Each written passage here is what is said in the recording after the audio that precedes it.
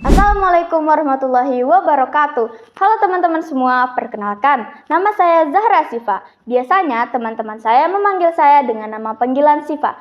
Saya bersekolah di SMP Negeri 4 Martapura kelas 9. Kalian tahu nggak sih cerita tentang si Cemong Coak? Kalau kalian belum tahu, yuk simak video ini buat dengar ulasan cerita si Cemong Coak. Judul ulasan buku ini ialah Kerincing si Cemong Coak. Judul buku ini adalah Si Cemong Coak. Penulis buku ini adalah Kak Iwok Apkari. Ilustrator buku adalah Kak Iku Nala. Buku ini terbit pada tahun 2022 dan diterbitkan oleh Kementerian Pendidikan, Kebudayaan, Riset, dan Teknologi. Cetakan pertama dan total keseluruhan halaman adalah 60 halaman. Cerita ini memiliki alur cerita yang maju. Sinopsis cerita. Si Cemong adalah kucing liar tak bertuan yang selalu ingin memiliki kerincing sebagai tanda bahwa ia memiliki seorang tuan.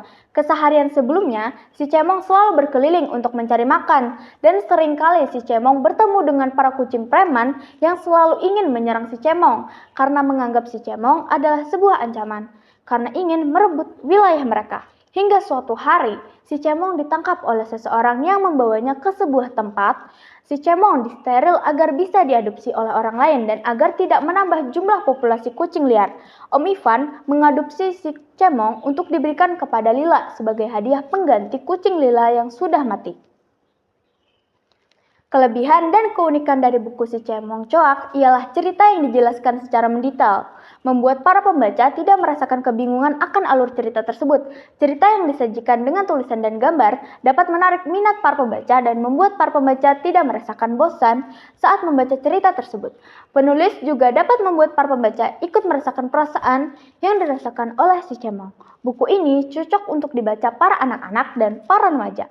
Buku ini sangat menarik untuk dibaca karena memiliki banyak poin penting tentang kehidupan dan tentang pentingnya melakukan sterilisasi pada kucing yang ingin kita pelihara dan tentang bagaimana cara para kucing liar bertahan hidup di dunia luar.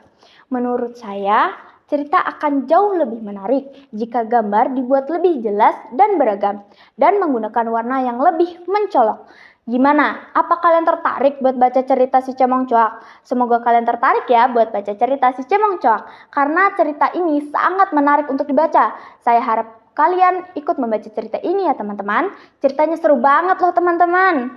Yuk, mulai dari sekarang kita sering baca buku dari sekarang untuk menambah wawasan dan agar kita menjadi generasi yang kreatif dan tidak membuang-buang waktu dengan sia-sia.